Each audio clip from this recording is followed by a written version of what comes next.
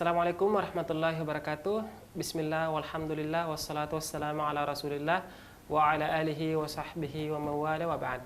Apa kabar pemirsa Umat TV dimanapun Anda berada? Semoga para pemirsa semua tetap dalam keadaan sehat walafiat serta selalu dalam lindungan Allah Subhanahu wa Ta'ala. Senang sekali pada hari ini saya Andi Jaya kembali bersama dengan pemirsa semua dalam program Manajemen Syariah. Dan tema kita pada program Manajemen Syariah hari ini adalah belajar manajemen dari kisah Nabi Lut alaihi salatu wassalam.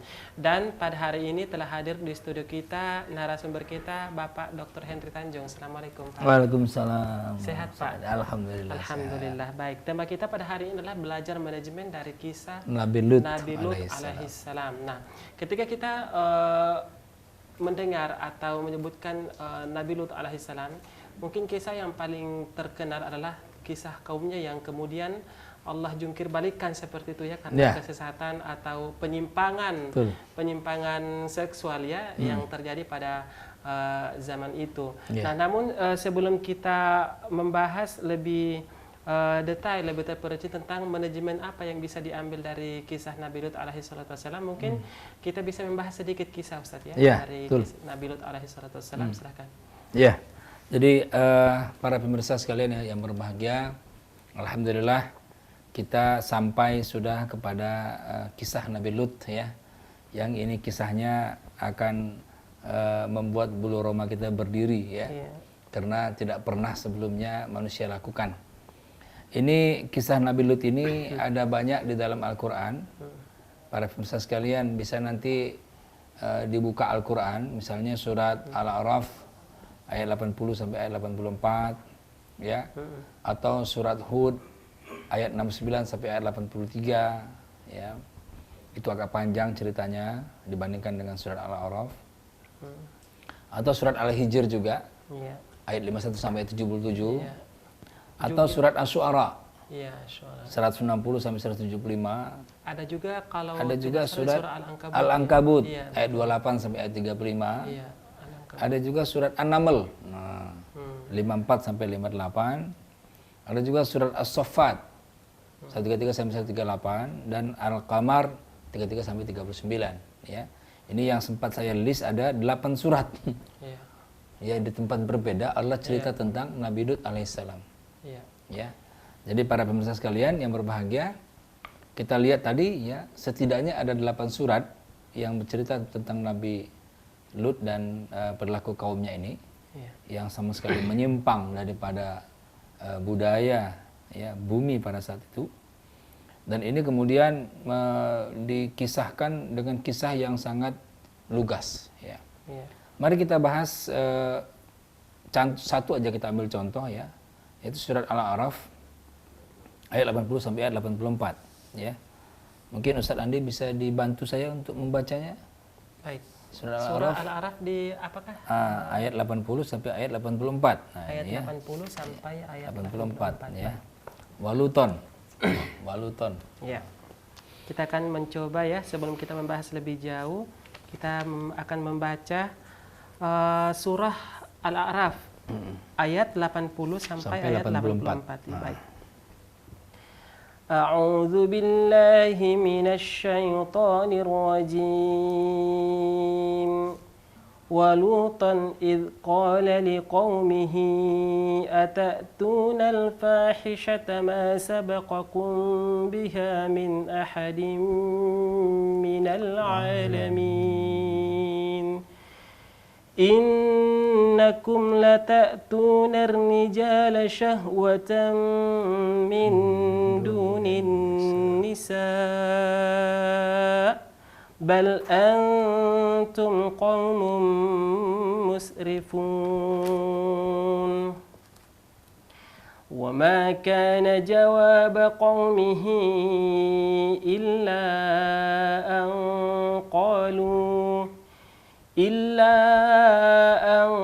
قالوا أخرجوهم من قريتكم إنهم أناس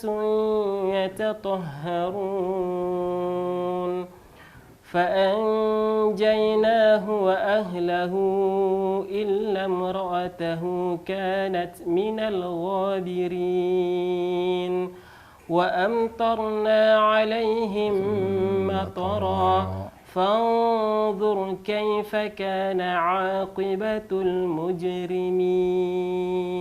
Terima kasih Ustadz Andi ya. Ini kalau kita coba para pemirsa sekalian, mari kita coba simak artinya.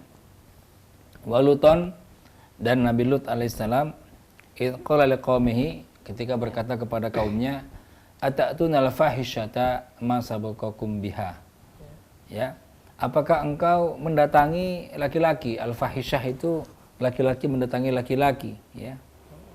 Apakah engkau mendatangi fahisyah atau apa kemaksiatan, ya, atau perbuatan keji, ma sabaqakum biha min ahadin minal alamin, ya, yang tidak pernah sebelumnya dilakukan oleh seorang pun min ahadin minal alamin, di alam ini, di bumi ini, ya.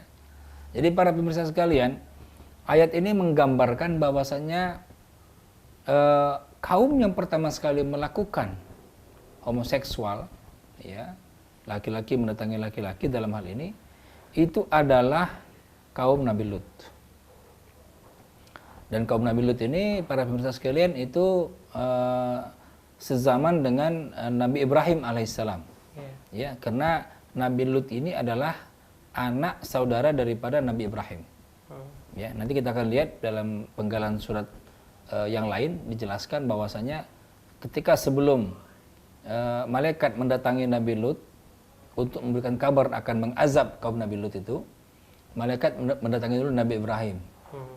Jadi sequence dia. Jadi datang malaikat kepada Nabi Ibrahim dulu, baru kepada Nabi Lut. Ya, nanti kita akan lihat ayatnya. Kemudian innakum lata'tunar rijal, ini dia, ya. Sesungguhnya engkau mendatangi laki-laki syahwatan, untuk melepaskan syahwat, min dunin nisa, selain daripada perempuan. Gitu ya. Bal antum qaumun musrifun, ya. Kamu ini benar-benar melampaui batas, ya. Qaumun musrif, benar-benar melampaui batas, ya. Nah, kemudian pada ayat 82-nya, begitu Nabi Lut mengatakan seperti itu, apa jawaban kaumnya? Wa ma kana jawaba qaumihi, ya. Dan jawaban kaumnya tidak lain hanya berkata, ya, illa an qalu akhrijuhum. Mereka berkata, ya, akhrijuhum, ya, usir mereka. Siapa mereka itu? Nabi Lut dan pengikutnya. Disuruh usir. Usir mereka, Nabi Lut dan pengikutnya itu, min qaryatikum, daripada kampung kamu, daripada tempat kamu, daripada negeri kamu. Innahum unasun yatatahharun, ya. Kenapa? Karena mereka menganggap dirinya suci. Subhanallah. Ya. Jadi ini jawaban apa ini? Ya. Orang-orang yang melakukan homoseksual begitu dilarang, maka mereka berespons, usir itu Nabi Lut karena dia sok suci, kira-kira gitulah. Ya. Sok suci dia, sok apa, melarang perbuatan seperti ini. Ya. Nah, kemudian pada ayat 83 Allah berfirman, fa anjaynahu, kemudian kami selamatkan, ya, dia itu maksudnya Nabi Lut, wa ahlahu, dan keluarganya, ya, dan pengikutnya, illa imra'atahu, kecuali istrinya. Ya. Istrinya kanat minal ghabirin, termasuk orang-orang yang tertinggal. Ya. Jadi para nabi-nabi pun tidak menjamin juga istrinya itu taat dan soleh, ya. Iya. Nah, jadi peristiwa Nabi Lut ini yang istrinya seperti itu misalnya, atau kalau Nabi Nuh, ya, iya, anaknya yang tidak mau beriman, ya. Kalau Fir'aun istrinya beriman, iya. Sebaliknya, ya, dia tidak beriman, ya. Nah, kalau Nabi Muhammad dua-duanya beriman, ya. Tapi kalau Abu Jahal ya, dua-duanya, para pemirsa, dua-duanya tidak beriman, ya. Bahkan diabadikan itu, ya, Abil Habbi wa Tab, ya, imra'atahu, yang membawa daripada kayu bakar itu, istrinya. Jadi di sini dijelaskan bahwasanya ya, diselamatkanlah keluarganya kecuali istrinya, ya. Jadi ini ujian yang terberat sebenarnya bagi para pendakwah, ya. Para pendakwah ini sering dan rajin mendakwahkan orang-orang lain, ya, tetapi kadang melupakan mendakwahkan keluarganya sendiri, ya. Jadi ketika di keramaian itu sangat bagus dalam berteori, sangat bagus dalam ini, tetapi dalam praktek kehidupannya, ya, tidak dilakukan, ya, atau tidak sesuai dengan apa yang seharusnya terjadi, ya, ujian, ya.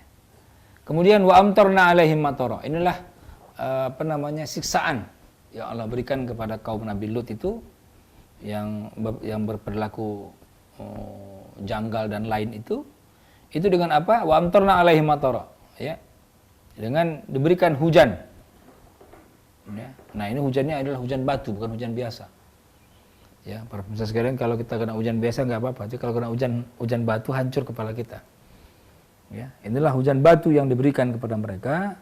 Fanzur kaifa kana, maka perhatikanlah bagaimana terjadinya, bagaimana terdapatnya akibatul mujrimin, ya, akibat orang-orang yang mujrimin, ya, akibat orang-orang yang berbuat dosa, ya. Jadi para pemirsa sekalian, kalau kita lihat ayat ini, ya, ini tidak banyak ayatnya, hanya 5 ayat saja, ya. Ini menjelaskan, ya, menjelaskan bahwasanya perilaku homoseksual itu adalah perilaku yang sangat Allah benci, ya. Dalam sebuah kitab dijelaskan bahkan malaikat pun berlari saking takutnya azab turun dengan perilaku homoseksual ini, ya, baik laki-laki pada laki-laki maupun perempuan pada perempuan, ya. Nah, jadi di sini kalau orang sudah penyakit, ya, kalau orang sudah hatinya itu dipenuhi dengan kemaksiatan, ya, maka dia akan benci kepada kebenaran, ya, dia akan benci kepada kebenaran. Nah, bagaimana proses, ya, bagaimana proses malaikat itu datang menurunkan azab kepada kaumnya Nabi Lut? Kita bisa perhatikan dalam surat Hud, ya. Surat Hud itu surat yang keberapa Ustaz Andi? Yang ke-11, ya. Surat Hud, surat yang ke-11, ayatnya mulai ayat 69, ya. Mulai ayat 69 sampai ayat 83. Ini agak panjang sedikit, ya. 69 sampai ayat 83, ya. Bagaimana kemudian di sini prosesnya, ya. Prosesnya tentang bagaimana diberikannya azab, ya. Bagaimana malaikat turun, bagaimana malaikat diutus kepada kaumnya Nabi Lut alaihissalam, ya. Ustaz Andi mungkin bisa dibantu baca Ustaz Andi. Walaqad ja'at, ya, walaqad ja'at. Ayat 69 ya Pak? Ya, betul. Baik. A'udzu billahi minasy syaithanir rajim. ولقد جاءت رسلنا إبراهيم بالبشرى قالوا سلاما قال سلام فما لبث أن جاء بعجل حنيذ فلما رأى أيديهم لا تصل إليه نكرهم وأوجس منهم خيفة قالوا لا تخف إنا أرسلنا إلى قوم لوط. Sebentar, 2 ayat dulu, ya. Baik. Ya, coba dibaca artinya. 69 sampai. Dan para utusan kami, yakni para malaikat, telah datang kepada Ibrahim dengan membawa kabar gembira. Mereka mengucapkan selamat. Dia Ibrahim menjawab, selamat atas kamu. Maka tidak lama kemudian Ibrahim menyuguhkan daging anak sapi yang dipanggang. Iya. Kemudian, maka ketika dilihatnya tangan mereka tidak menjamahnya, dia Ibrahim mencurigai mereka dan merasa takut kepada mereka. Mereka malaikat berkata, jangan takut, sesungguhnya kami diutus kepada kaum Lut. Nah, sebentar ya. Jadi itu para pemirsa sekalian, dua ayat yang menjelaskan bahwasanya penekanan malaikat sendiri mengatakan bahwasanya kami ini diutus untuk kaum Lut. Ya. Kami ini diutus untuk kaum Lut. Untuk apa? Untuk memberikan azab. Nah, sebelumnya mereka datang dulu kepada Nabi Ibrahim untuk memberikan kabar gembira. Kabar gembira apa? Bahwasanya Nabi Ibrahim akan diberikan seorang anak. Ya, coba teruskan. وامرأته قائمة فضحكت فبشرناها بإسحاق ومن وراء إسحاق يعقوب قالت يا ويلتى أألد وأنا عجوز وهذا بعلي شيخا إن هذا لشيء عجيب. Nah, coba artinya dulu, dua ayat dulu coba. Dari berapa tadi? 71 ya. Dan istrinya berdiri lalu dia tersenyum. Maka kami sampaikan kepadanya kabar gembira tentang kelahiran Ishak dan setelah Ishak akan lahir Yakub. Dia istrinya berkata, sungguh ajaib, mungkinkah aku akan melahirkan anak padahal aku sudah tua dan suamiku ini sudah sangat tua. Ini benar-benar sesuatu yang ajaib. Nah, jadi itu kabar gembiranya. Nabi Ibrahim akan diberikan seorang anak namanya Ishak dan kemudian Yakub. Tapi kemudian istrinya heran kan? Kenapa? Karena dalam kondisi sudah tua. Ya, tapi bagi Allah tidak ada yang tidak mungkin. Teruskan. قالوا أتعجبين من أمر الله رحمة الله وبركاته عليكم أهل البيت إنه حميد مجيد فلما ذهب عن إبراهيم الروع وجاءته البشرى يجادلنا في قوم لوط إن إبراهيم لحليم أواه منيب. Ya, coba artinya lagi, dua ayat. Mereka para malaikat berkata, mengapa engkau merasa heran tentang ketetapan Allah? Itu adalah rahmat dan berkah Allah dicurahkan kepada kamu. Wahai ahlul bait, sesungguhnya Allah maha terpuji, maha pengasih.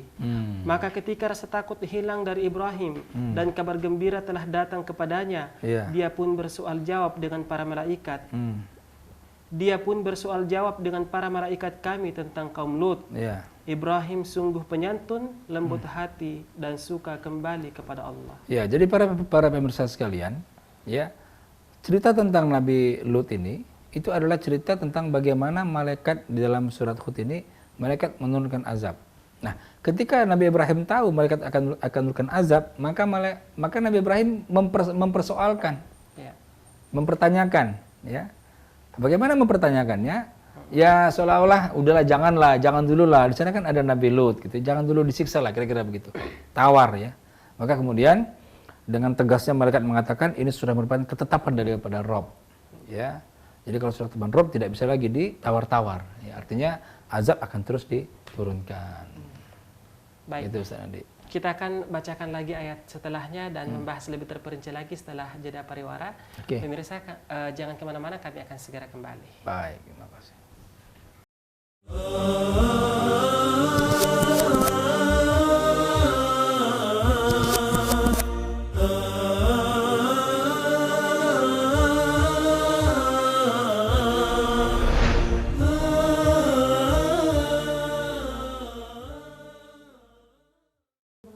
Ya, pemirsa, kembali lagi di program Manajemen Syariah, masih bersama saya Andi Jaya dan narasumber kita Bapak Dr.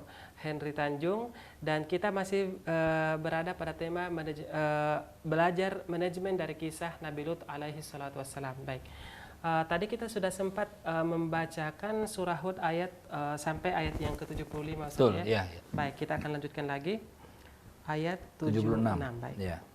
أعوذ بالله من الشيطان الرجيم يا إبراهيم أعرض عن هذا إنه قد جاء أمر ربك وإنهم آتيهم عذاب غير مردود ولما جاءت رسلنا لوطا سيء بهم وضاق بهم ذرعا وقال هذا يوم عصيب. Coba artikan dulu, dua ayat dulu. Wahai Ibrahim, tinggalkanlah perbincangan ini. Sungguh ketetapan Tuhanmu telah datang, dan mereka itu akan ditimpa azab yang tidak dapat ditolak. Dan ketika para utusan kami, para malaikat itu datang kepada Lut, dia merasa curiga dan dadanya merasa sempit karena kedatangannya. Dia pun Lut berkata, ini hari yang sangat sulit. Ya, kenapa? Kenapa para pemirsa sekalian? Mengapa Nabi Lut mengatakan ini adalah hari yang sangat sulit? Karena dia tahu betul tipikal kaumnya. Ya, apalagi ini yang datangkan adalah dua malaikat. Dua malaikat itu walaupun dia berupa bentuk manusia, tapi sifat kemalaikatannya masih jelas. Ya, apa itu sifat kemalaikatannya? Ya, ketika dia berbentuk sebagai manusia, maka sifat malaikatnya adalah manusia ini sangat tampan. Ya, makanya kata-kata ketika Nabi Yusuf misalnya, ketika Nabi Yusuf itu kemudian diperlihatkan kemudian para wanita ketika itu memotong jarinya, maka mereka mengatakan ini bukan manusia, ini adalah malaikat. Ya, nah artinya malaikat itu walaupun dia berbentuk kepada manusia, dia itu sangat tampan. Nah bayangkan Nabi Yusuf tahu bahwasanya kaum itu suka kepada laki-laki. Jangankan sangat tampan yang datang, yang biasa-biasa pun kaumnya langsung ngincer, apalagi ini yang sangat tampan, pasti diincer gitu loh. Ini susah, gimana caranya nih? Gitu. Ya, nah, coba teruskan ayatnya. Ini menarik sekali nih. Berapa ayat lagi? وَجَاءَهُ قَوْمُهُ يُهْرَعُونَ إِلَيْهِ وَمِنْ قَبْلُ كَانُوا يَعْمَلُونَ السَّيِّئَاتِ قال يا قوم هؤلاء بناتي هن أطهر لكم فاتقوا الله ولا تخزوني في ضيفي أليس منكم رجل رشيد. Coba stop dulu. Artinya dan kaumnya segera datang kepadanya, dan sejak dahulu mereka selalu melakukan perbuatan keji. Lut berkata, wahai kaumku, inilah putri-putri negeriku, mereka lebih suci bagimu. Maka bertakwalah kepada Allah, dan janganlah kamu mencemarkan namaku terhadap tamuku ini. Tidak adakah di antaramu orang yang pandai? Jadi begini. Jadi keresahan tadi, kegalauan dari Nabi Lut tadi, ketika yang datang ini orang pemuda yang sangat tampan, karena bukan manusia tapi malaikat gitu ya, sangat tampan sekali para pemirsa sekalian. Akhirnya Nabi Lut merasa resah dan gelisah. Ini pasti mereka pasti minta kan kira-kira begitu. Nah, bagaimana saya menghadapinya? Kira-kira begitu ya. Nah, tetapi walaupun kondisi seperti itu, Nabi Lut itu tetap dia berusaha. Bahkan dia memberi solusi, ya. Jadi ketika dilarang, jangan engkau datangi laki-laki, tapi inilah nikahilah putri-putri atau perempuan-perempuan yang lebih fitrah ya, yang lebih bersih bagi kamu sekalian. Jadi ketika Nabi Lut ya melarang sesuatu, Nabi Lut memberikan solusi. Ini luar biasa. Bukan hanya melarang. Bukan hanya melarang, kan kadang-kadang gitu kita yang susah itu. Kita larang tapi kita tidak beri solusi. Terus orang mau ngapain? Ya. Tapi ini enggak, dilarang diberikan solusi. Nah, ini jadi yang ini hada banati itu bukan maksudnya ini adalah anak-anak saya, bukan. Ini adalah putri-putri negeri ini, nah, gitu ya.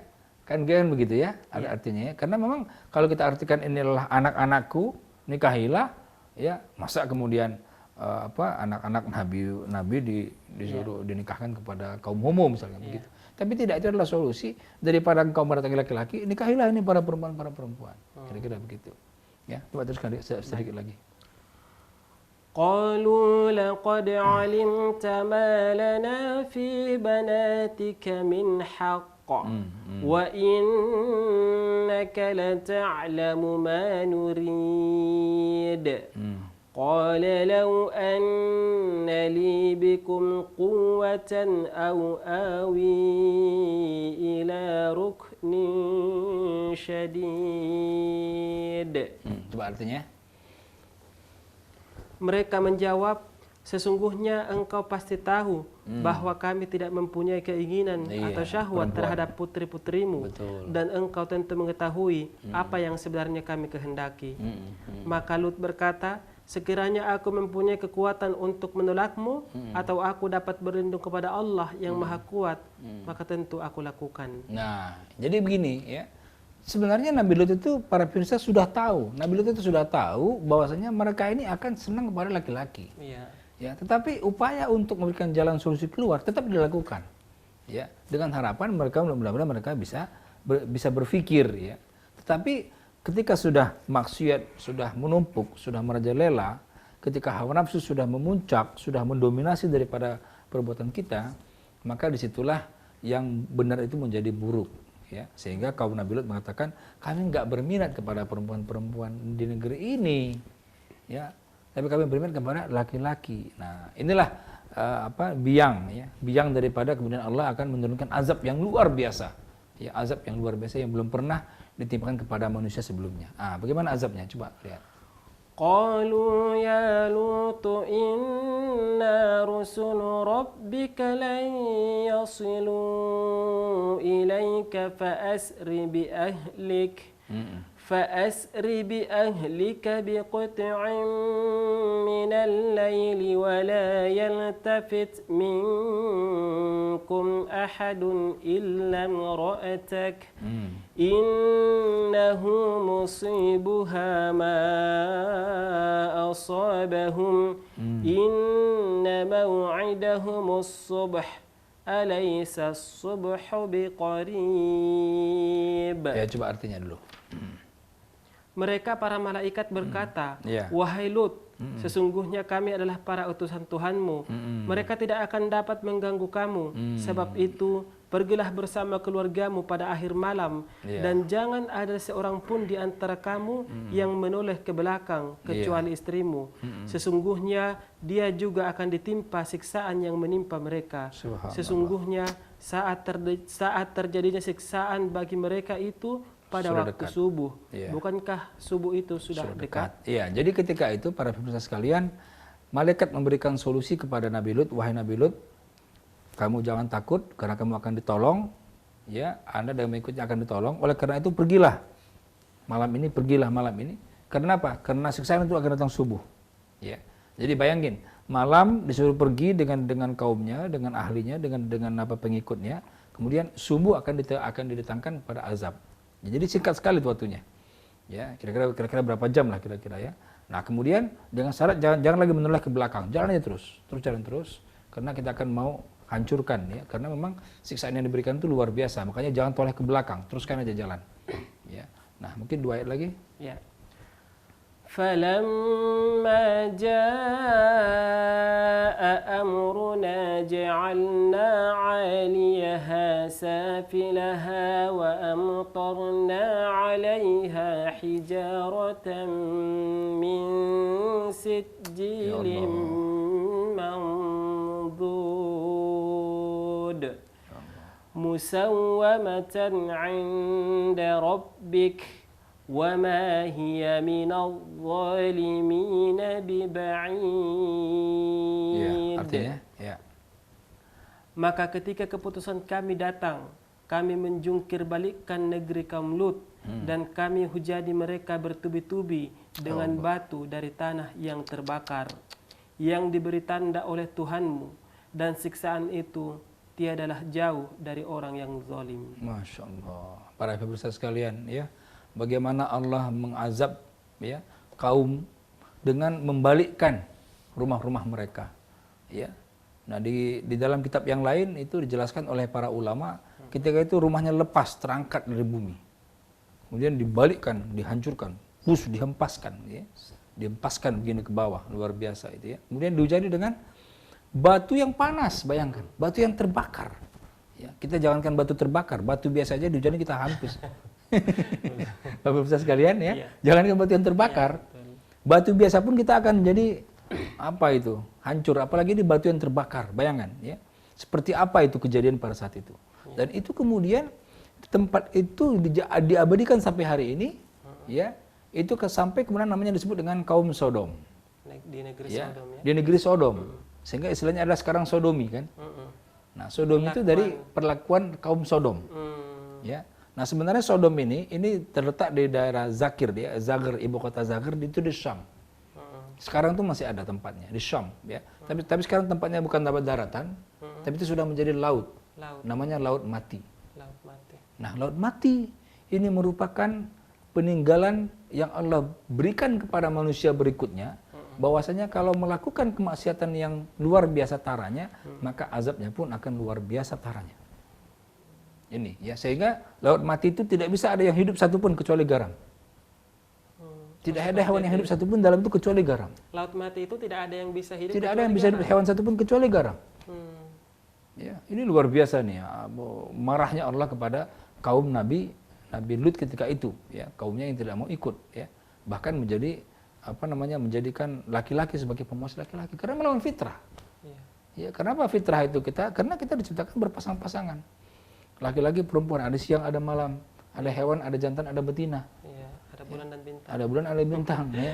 Ada putik, ada sari. Kalau itu yang membuat pembuahan. Ada bunga dan kumbang. Nah, jadi bagaimana kalau misalkan kemudian itu dilawan, ya, laki-laki ke laki-laki datangnya, perempuan ke perempuan datangnya, ini Allah marah betul. Nauzubillah min dzalik. Wah, luar biasa ini. Sehingga siksanya itu belum pernah terjadi sebelumnya. Dan disebutkan tadi di ayat yang pertama kita baca bahwa perbuatan tersebut memang pertama kali dilakukan pada zaman min ahadim minal alamin. Iya, tidak pernah dilakukan kecuali mereka itu. Iya. Makanya azabnya pun azab yang belum pernah Allah timpakan kepada kaum sebelumnya. Dijungkir balikkan, kemudian dilempari dengan batu yang terbakar. Ya. Itu ya. Jadi para pemirsa sekalian, nah, sekarang kita coba untuk melihat aspek manajemen. Apa yang kita bisa angkat daripada aspek manajemen? Ya, baik, ini menarik sekali ya pembahasannya dan sekali lagi kita berlindung kepada Allah Subhanahu wa taala dari perbuatan tersebut. Ya. Kalau kita melihat bagaimana kisahnya, kemudian bagaimana Allah menimpakan azab kepada mereka, yang di atas menjadi yang di bawah menjadi di atas, mereka dijungkir balikkan seperti itu, kemudian dilempar dengan dihempaskan batu yang terbakar. Nauzubillah min dzalik. Ya, pemirsa di rumah ya, mudah-mudahan pelajaran kita ini bisa betul-betul memberikan manfaat kepada kita dan kita berlindung kepada Allah Subhanahu wa taala dari perbuatan yang menyerupai kaum Nabi Lut. Dan kita akan membahas lebih terperinci manajemen apa yang bisa kita ambil dari kisah Nabi Lut alaihi salatu wassalam setelah jeda pariwara berikut. Pemirsa jangan kemana-mana, kami akan segera kembali.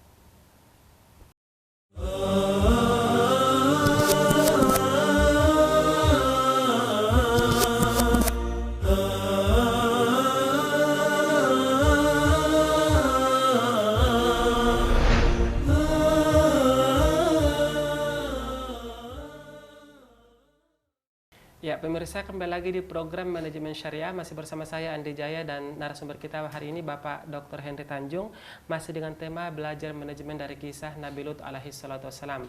Dan pada sesi pertama dan kedua tadi kita telah membahas secara detail, secara terperinci bagaimana kisah yang terjadi di zaman Nabi Lut alaihi salatu wassalam.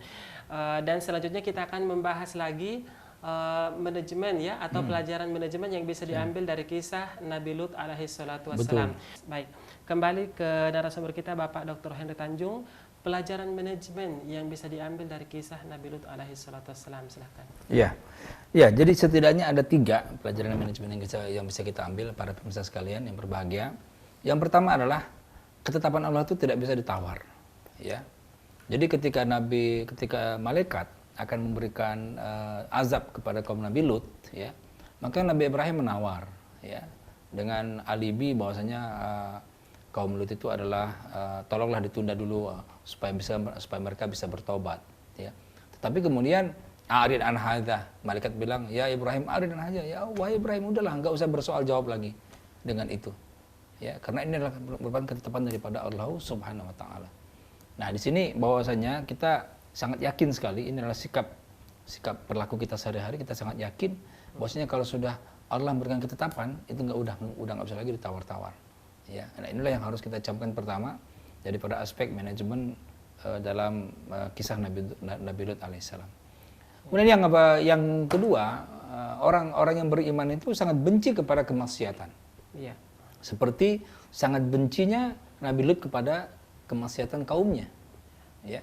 Nah, jadi kalau orang beriman, ya, kalau kita mengaku beriman, kemudian belum ada kebencian kepada kemaksiatan, iman kita dipertanyakan. Ya, iman kita dipertanyakan. Iya. Kalau ada yang melakukan kemaksiatan, kita tidak benci kepada perilakunya, bukan kepada orangnya, karena orangnya bisa aja berubah. Iya.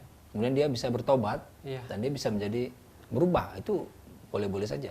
Iya. Tapi kalau kita tidak benci kepada perbuatannya, nah kita punya iman dipertanyakan. Iya. Ya, ini para pemirsa sekalian, ini adalah indikator sebenarnya. Ya. Indikator bagaimana kita berpihak kepada kebenaran. Bagaimana kita melihat kebenaran, kemudian kita berpihak kepada itu. Ya. Jadi kalau misalkan kita melihat suatu kemaksiatan, ya, malah kita tertawa-tertawa, nauzubillah min zalik. Ya. Tidak ada upaya kita untuk merubahnya, nauzubillah min zalik. Ya. Nah, sehingga ketika itu Nabi Lut itu langsung memberikan apa? Memberikan suatu solusi. Ya. Dilarang sampai Nabi. Ya, ini yang ketiga, pelajaran manajemen yang ketiga.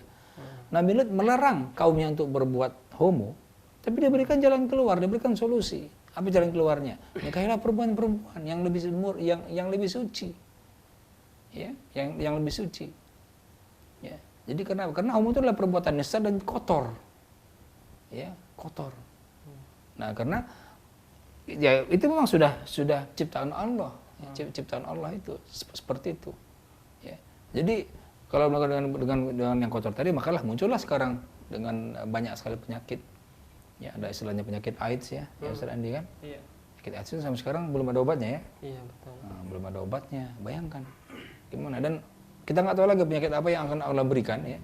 Kalau sekarang kita tidak berhenti daripada perilaku menyimpang seperti ini. Ya. Nah, jadi kalau kita bicara dari aspek manajemen, yang 3 hal tadi yang harus kita camkan. Yang pertama, ketetapan Allah itu tidak bisa ditawar-tawar. Ya. Yang kedua, orang yang beriman itu sangat benci kepada kemaksiatan. Bukan hanya benci, sangat benci. Iya. Ya. Ya, mungkin poin juga yang perlu ditekankan di sini bahwa yang kita benci adalah kemaksiatannya. Kemaksiatannya bukan orangnya. Nah, ini yang menjadi kadang salah Iya. persepsi di masyarakat kita ketika terjadi ada kemaksiatan yang dilakukan oleh si fulan A misalnya. Iya. Iya.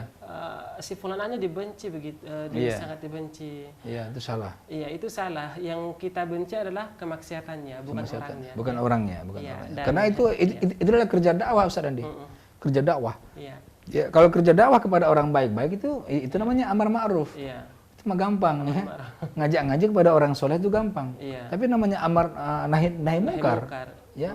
Mencegah orang, ya, mengajak orang daripada dia maksiat, kita ajak dia kepada kebenaran. Itu yang sekarang jarang dilakukan. Iya.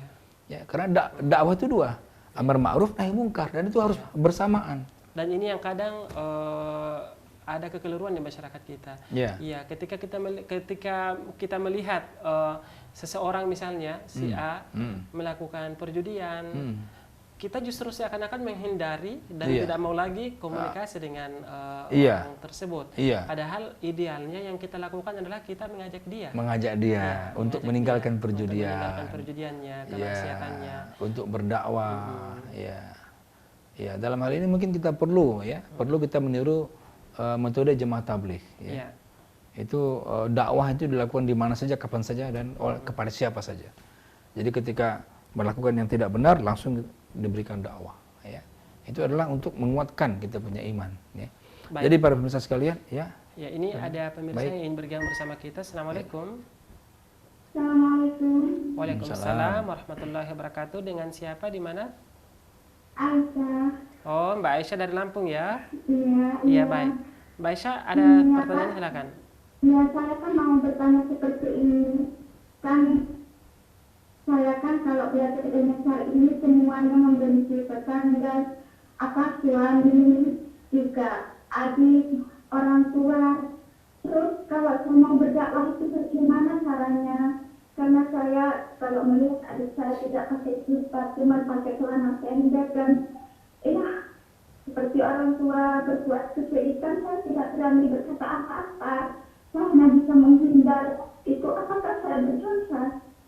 Sedangkan saya kan tidak tahu, cuma saya belajar dari Umar TV. Oh ya, Apa baik. yang saya harus lakukan? Kalau Ya. memang itu, misalnya saya tidak bisa berdakwah, terus saya berdosa. Ya, baik. Terima kasih, itu aja. Baik, ya. Ya, Baik. wassalamualaikum. Waalaikumsalam warahmatullahi wabarakatuh. Mungkin kita bisa langsung menjawab ya ke pertanyaan Mbak Aisyah. Jadi adik tidak pakai jilbab, kemudian saudara-saudara yang lain mungkin dengan bentuk pelanggaran Pakai yang celana pendek lain. tadi katanya. Iya. Jadi kemampuan dia untuk berdakwah belum bisa, Ustadz. Iya. Ya. Karena hanya mengandalkan belajar dari Umat TV misalnya atau dari Iya. media. Ya, Apakah ini dia saya berdosa? perlu bagus. Ini saya perlu luruskan dulu kepada Mbak Aisyah apa itu berdakwah. Ya, berdakwah itu bukan berceramah. Berdakwah itu bukan mengisi pengajian. Berdakwah itu adalah mengajak orang untuk berbuat baik. Mbak Aisyah bisa lakukan. Mbak Aisyah ketika ketemu dengan orang yang tidak pakai jilbab, dengan adik yang tidak pakai jilbab, katakan, ayo pakai jilbab dong. Itu udah Sebab dakwah. itu sudah dakwah. Nggak usah ceramah, nggak usah hadis, nggak usah baca Quran segala macam. Ketika melihat adik pakai celana pendek di rumah, ayo dong pakai celana panjang, pakai yang rapi, yang bagus. Itu sudah dakwah. Ya, dakwah itu mengajak, da'a ya da'u, ya, mengajak. Bagaimana mengajak? Kepada apa diajak? Kepada kebaikan. Iya. Ya. Dakwah itu mudah. Dan dakwah adalah tugas semua, bukan tugas ustadz. Iya. Ya, kita harus bedakan, ya. Kalau ustadz itu asli Arabnya itu adalah profesor artinya. Iya. Ustadz itu adalah profesor. Ya, jadi kalau kita lihat orang Arab di kartu namanya, kalau ada alif depannya, kemudian ada D titik, itu berarti profesor doktor. Ustadz, dokter. Al-Ustadz doktor, itu adalah profesor al-Ustadz itu. Tapi kalau nggak ada alifnya, D saja berarti dia doktor. Kalau kita PhD, doktor di kita. Nah, itu asal katanya al-Ustadz itu. Ya, jadi sebenarnya al-Ustadz itu adalah guru. Iya. Ya, yang mengajar. Nah, tugas kita dakwah ini tugasnya apa? Tugas semua kita. Ya, waman ahsanu qaulam mimman da'a ilallah. Perkataan apa lagi yang paling baik selain daripada berdakwah mengajak orang kepada Allah. Itu saja. Jadi Mbak Aisyah bisa berdakwah. Iya. Ya. Tidak harus menjadi orang yang expert di bidang agama untuk berdakwah itu. Kita lihat ada yang tidak sesuai dengan agama, kita ajak. Nah, kalau untuk mengajarinya, untuk dalilnya, ya silakan panggil ustadz. Iya. Atau ustadz suruh yang menjelaskan. Atau kita ngajak nonton Umat TV sama-sama. Iya, begitu. Begitu Mbak Aisyah, ya. Iya. Jadi namanya apa? Kita harus benci kepada kemaksiatan. Itu yang jelas, ya. Nah, bagaimana caranya? Ya, jangan kita menghindari. Ini berbahaya. Iya. Kan orang kan begitu cenderung ya. Iya. Maksiat dihindari atau malah dilari daripada medan dakwah. Iya. Nah, ini berbahaya ini. Iya. Baik, demikian ya jawaban buat Mbak Aisyah di Lampung Selatan, semoga bermanfaat ya. Jadi pada intinya bahwa berdakwah itu tidak harus masuk pesantren dulu. Iya. Ya, apa yang kita bisa sampaikan satu ayat, satu hadis ya seperti itu. Baik, kita kembali pada poin yang terakhir. Dalam melarang sesuatu diberikan solusi, ada solusinya. Ada solusi. Mungkin bisa dalam hal untuk aplikatifnya Ustadz, mungkin bisa diberikan contoh yang bisa diterapkan dalam keluarga ataupun dalam pemerintahan misalnya. Ya, misalnya saja di manajemen keluarga ya, ketika kita melarang anak kita. Iya. Ya. Kita melarang anak kita untuk makan permen. Iya. Ya. Dengan alasan permen atau misalkan yupi-yupi atau jelly itu akan nanti membuat tenggorokan menjadi radang. Iya. Ya. Tetapi kita kasih solusi. Ya. Nah, daripada adik makan yupi-yupi segala macam, adik minum jus aja yuk. Ada jus mangga, ya, ada jus poket. Diberikan solusi alternatif yang menyehatkan makanan itu gitu. Jadi si anak itu mikir kan, oh aku dilarang mama atau dilarang ayah seperti ini, tapi ayah nyuruh ini, berarti ini lebih baik. Dia ada komparasi tuh, dia ada komparasi. Iya. Ya. Nah, begitupun kita kalau kita melarang sesuatu, apakah di kantor, apakah kepada anak buah, kita larang dia, kita kasih solusinya. Ya, Anda jangan berbuat seperti itu Anda melarang SOP. Harusnya Nah, begitu. harusnya begitu dijelaskan. Nah, yang repotnya kalau nggak kita jelaskan, anak buah bingung loh. Terus saya dilarang terus saya ngapain gitu. Nah, ini yang terjadi. Benar. Ya, persoalan itu. Ini ada pertanyaan dari pemirsa kita dari Pak Indra Jakarta. Ya. Pak Ustadz, mohon penjelasannya bagaimana penerapan manajemen Nabi Lut kepada pemuda dan remaja saat ini. Pemuda dan remaja zaman sekarang sudah meresahkan dan banyak terjadi dalam perilaku homoseksual. Ya, baik. Ini sebenarnya bentengnya adalah di rumah. Ya, jadi kalau untuk para pemuda ini adalah pergaulan yang harus dilihat. Ya. Nah, diantaranya untuk mencegah itu terjadi adalah dilarang tidur bersama laki-laki dengan laki-laki dalam satu selimut. Nah, Dan itu memang ada larangannya dalam sunnah Rasulullah SAW. Ada ya, dilarang laki-laki dengan laki-laki tidur dalam satu selimut. Iya. Nah, ya, kalau di hotel, ya kita masuk berdua laki-laki sama laki-laki masuk hotel, jangan yang satu bed, ada yang dua bed, yang twin, itu yang kita pesan. Jangan yang satu bed satu selimut pula, gitu kan. Nah, itu yang membuat peristiwa itu terjadi. Juga perempuan, ya dilarang perempuan dengan perempuan tidur dalam satu selimut. Itu satu yang bisa kita lakukan. Yang kedua, dilarang melihat aurat laki-laki kepada aurat laki-laki lain. Dilarang perempuan melihat aurat perempuan yang lain. Itu adalah peluang untuk terjadinya hal-hal seperti itu. Ya. Syaitan sangat licik untuk menggelincirkan manusia. Lesbian dan homoseks itu akan terjadi seperti itu. Jadi itu harus dijaga. Nah, kalau di dalam rumah tangga dipisahkan anak tidur kalau dia sudah mencapai dewasa. Ya, walaupun laki-laki dengan laki-laki. Nah, gitu. Ya. Jadi gitu, Bapak Indra. Iya. Dan mungkin kadang Ustadz ya, kalau kita misalnya ada tugas luar kota, kita sama teman misalnya dalam satu hotel, biasanya sih ada yang cuman satu bed aja.